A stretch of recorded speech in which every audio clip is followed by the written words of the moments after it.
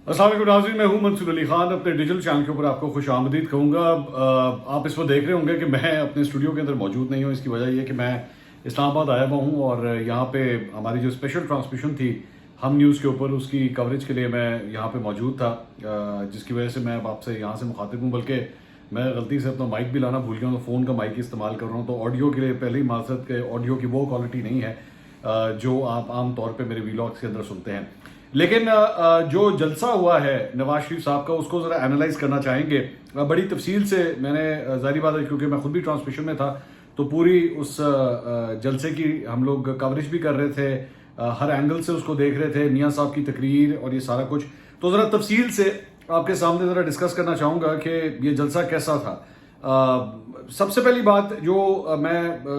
इस पे आपको पहले ही बता दूं कि मैं इस वीडियो में आगे चल के आपको ये भी बताऊंगा कि मेरे पास नंबर्स क्या आए हैं, कि कितने नंबर्स थे इस जलसे के हवाले से। लेकिन उससे पहले आपसे रिक्वेस्ट है कि चैनल को सब्सक्राइब जरूर कीजिए अगर आपने अभी तक सब्सक्राइब नहीं किया हुआ, और बेल आइकन को प्रेस कीजिए, ऑल वीडियोस को प्रेस कीजिए, और अगर आपको हमारी वीडियो पसंद आए तो उसे लाइक करना मत भूलिएगा। I am going to be very honest about you. जो भी मेरे पास फैक्ट्स एंड फिगर्स और नंबर्स आए हैं मैं बिल्कुल उसी तरह आपके सामने मैं रख दूंगा। वो चाहे किसी को पसंद हो या ना हो, किसी को बुरे लगे, आई डोंट केयर। मैं इस जलसे में क्या अच्छा था क्या बुरा था, सारी चीजें जो है मैं थोड़ी देर में आपके सामने जो है मैं रखने लगा हूं। You have to start. सबसे पहले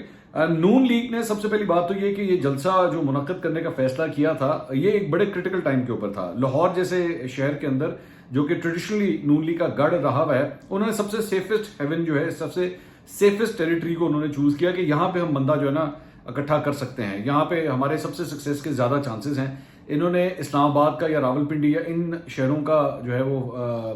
फैसला नहीं किया, बल्कि इसका इंतखाब किया, लाहौर का इंतखाब किया गया। मेरे ख्याल में इस स्ट्रैटेजी जो है वो उनके लिए ये बिल्कुल ठीक स्ट्रैटेजी थी।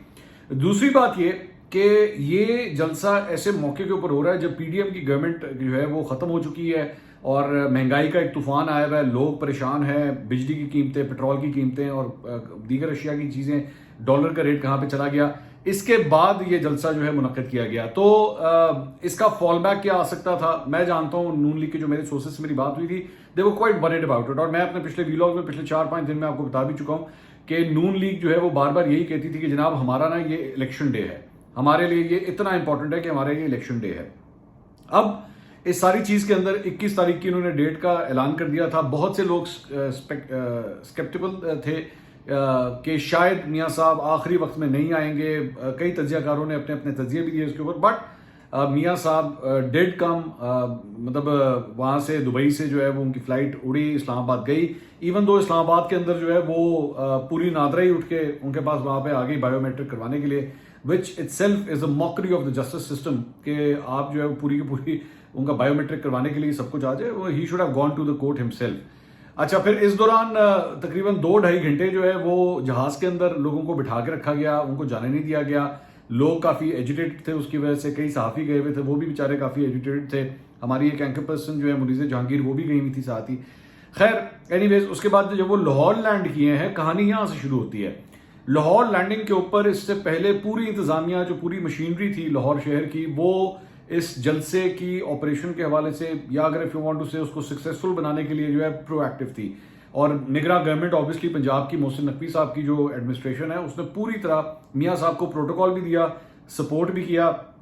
और पुलिस के अफसरान जो है वो मियाँ साहब को रिसीव करने के लिए एयरपोर्ट के ऊपर भी पहुंचे हुए थे। जबकि टेक्निकली स्पीकिंग मियाँ साहब के पास किसी किस्म का कोई ओहदा नहीं है, apart from this fact that he is a former prime minister but a convicted person right now. ये भी ज़हन में रखिएगा, he is still convicted, technically speaking he is still convicted. ये नहीं हुआ कि उनको जो है वो बेगुनाह करार दे दिया गया है। सो दिस वाज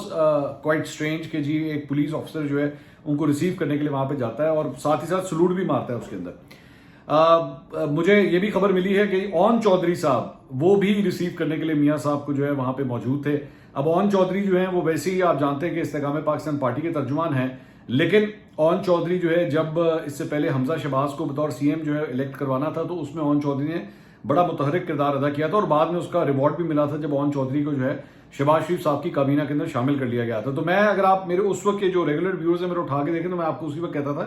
कि इस्तेकाम पाकिस्तान पार्टी जो है वो नून लीग की बी टीम के तौर पर खेलेगी। बाकी शोल मेले के लिए या सियासी फवायद हासिल करने के लिए इंप्रेशन यही देंगे कि जी हम इनसे अलग हैं, لیکن کھیلے گی اس کی بی ٹیم کی طرح ہی، اس میں کوئی دو رائے نہیں ہے۔ اچھا جی، اس کے بعد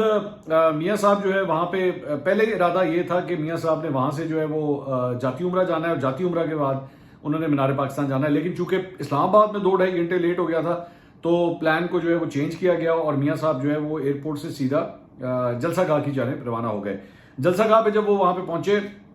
سب سے پہلے انہوں نے مغرب کا ٹائم ہو چکا تھا، میاں صاحب نے جو ہے نماز ادا کی وہاں پہ، اور نماز ادا کرنے کے تھوڑی دیر کے بعد جو ہے کافی ڈیلے آ گیا، اتنی دیر تک جو ہے مریم نواز وہاں پہ لوگوں کو انگیج کرنے کے لیے جو ہے وہ تقریریں وغیرہ کرتی رہیں، کبھی کسی کو بلا لیا، یا صادق صاحب کو بلا لیا، احسن اقبال صاحب کو، خواجہ آصف صاحب کو، ان سب کو بلا لیا تاکہ کراؤڈ جو ہے نا وہ آپ نے کراؤڈ کو ہولڈ کر کے رکھنا ہوتا ہے۔ تو مریم نواز جو ہے وہ بالکل فیصل جاوید خان جو رول ادا کرتے ہیں بالکل وہ والا رول جو ہے وہ ادا کر رہی تھی، لیکن میں سرپرائز یہ تھا کہ she was not actually doing a very good job, because Khawaja Saad Rafique میری نظر میں ایک بہت بہتر اوریٹر ہیں۔ پبلک سپیکنگ کی جو اسٹرینتھ خواجہ سعد رفیق کے پاس ہے وہ مریم نواز کے پاس نہیں ہے، تو یہ ذمہ داری میری نظر میں خواجہ سعد رفیق کو دینی چاہیے تھی، وہ زیادہ بہتر کام کرتے ہیں، اور پھر الٹیمیٹلی خیر ہوا بھی۔ اچھا، اس کے بعد میاں صاحب الٹیمیٹلی آئے، پورے وہ ان کے ڈرون فوٹیجز وغیرہ دکھائی گئیں، میاں صاحب جو ہے جلسہ گاہ میں پہنچے، اور اس کے بعد جو ہے وہ آہستہ آہستہ اوپر کی طرف وہ آنا شروع ہوئے۔ جب وہ سٹیج کے اوپر پہنچے تو بڑے جذباتی قسم کے مناظر جو ہے وہ دیکھنے میں ملے۔ اوبیسلی میاں صاحب 4 سال کے بعد اپنے شہر میں، لاہور شہر کے اندر جو ہے وہ اپنے لوگوں سے خطاب کرنے کے لیے آ رہے تھے، اور جب وہ خود سٹیج کے اوپر پہنچے تو مریم نواز نے ان کو گلے لگایا، جذباتی ہو گئی، رو پڑی، میاں صاحب کی آنکھیں بھی بھر آئیں اس موقع کے اوپر۔ اور اس کے بعد جو اگلا مومنٹ تھا وہ میری نظر میں بہت سگنیفیکنٹ تھا، اور وہ یہ تھا کہ میاں صاحب نے جو ہے وہ مریم نواز اور شہباز شریف دونوں کے ہاتھ پکڑ کے جو ہے وہ سٹیج کے اوپر انہوں نے ہاتھ بلند کیے۔ اچھا، یہ جو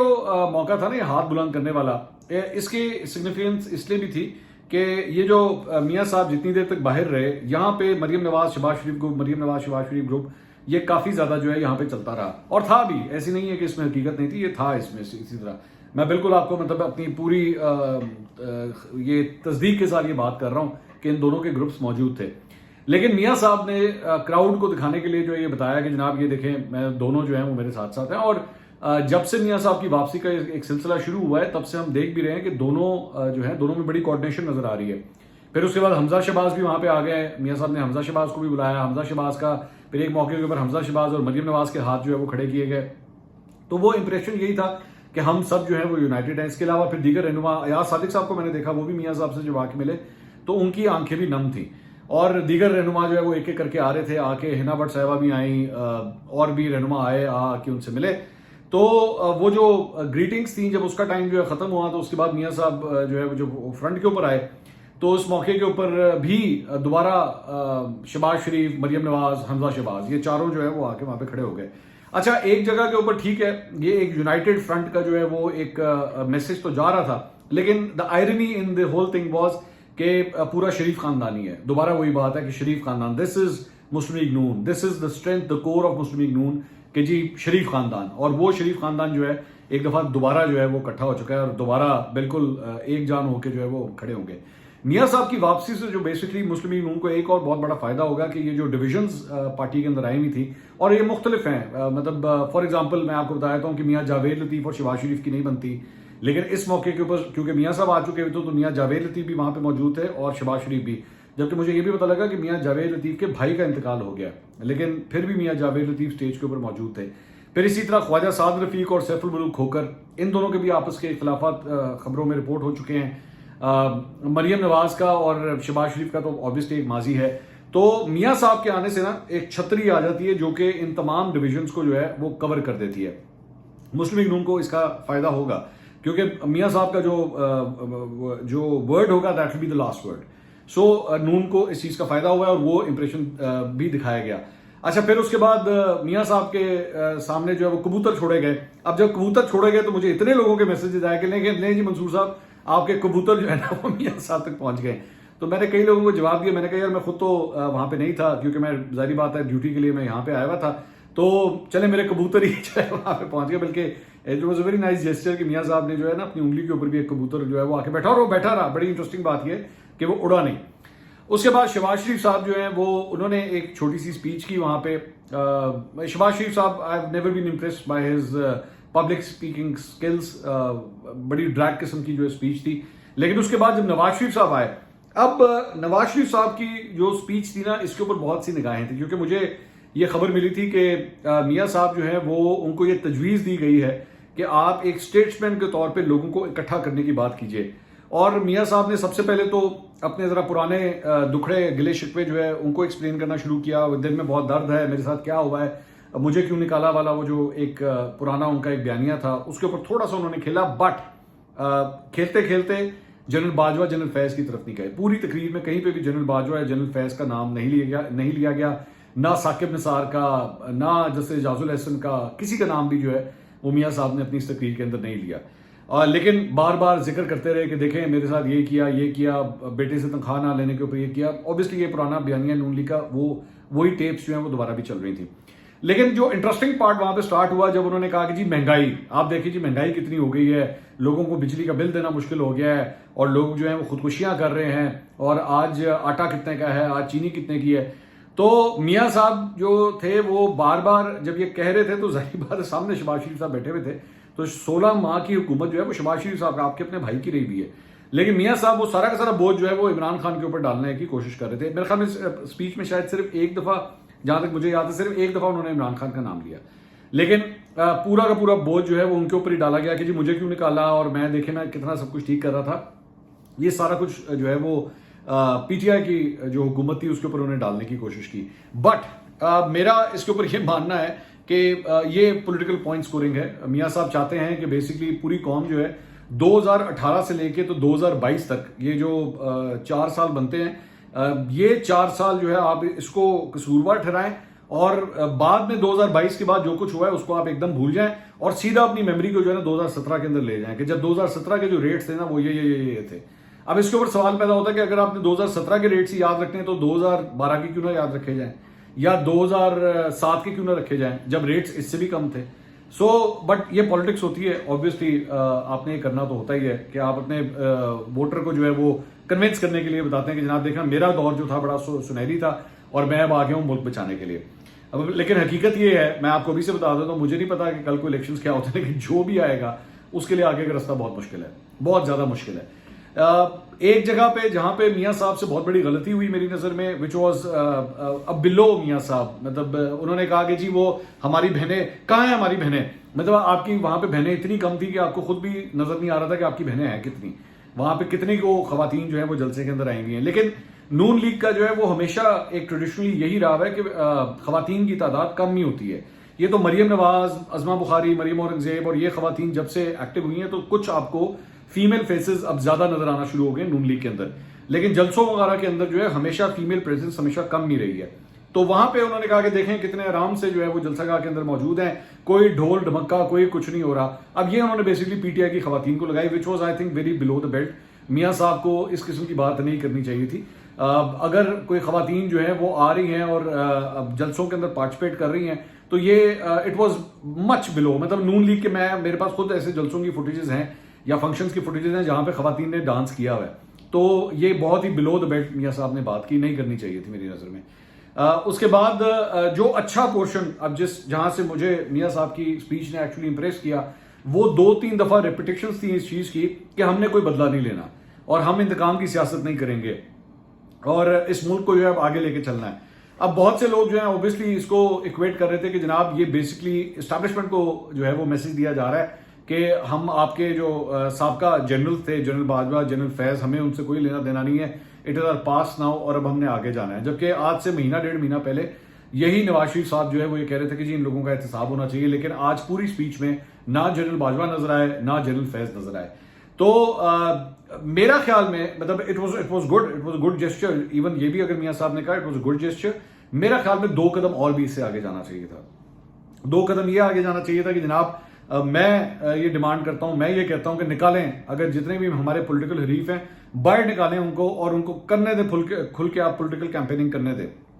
میں چاہتا ہوں کہ تمام سیاسی جماعتوں کو جو ہے وہ ہر قسم کی پولیٹیکل کیمپیننگ کا رائٹ ہونا چاہیے اور ان کو کرنے دیں سیاست جس طرح کرنی ہے. حقیقت تو یہ ہے کہ میاں صاحب نے یا نون لیگ نے یہ جلسہ جو ہے ایسے موقع کے اوپر کیا ہے جہاں پہ ان کو اس بار اسٹیبلشمنٹ کی پوری سپورٹ حاصل رہی، بالکل اسی طرح جس طرح عمران خان کو 30 اکتوبر 2011 کو حاصل ہوئی یا 2018 کی الیکشن کیمپین کے اندر حاصل ہوئی۔ اس وقت عمران خان اسٹیبلشمنٹ کے لاڈلے تھے، آج نواز شریف اور شہباز شریف جو ہے وہ اسٹیبلشمنٹ کے لاڈلے ہیں، اور پوری سپورٹ کے ساتھ جو ہے وہ یہ جلسے، یہ کیمپیننگ مطلب کھل کے کھیلنے دیا جا رہا ہے۔ اب ان کو اپوز کرنے والا جو ہے وہ گراؤنڈ کے اندر ہی موجود نہیں ہے، عمران خان جو ہے وہ جیل کے اندر بند ہے، تو ایسے موقع کے اوپر آبویسلی شاید ان کی ڈیمانڈ یہی ہوگی کہ آبویسلی ہمیں کھل کے کھیلنے دیں۔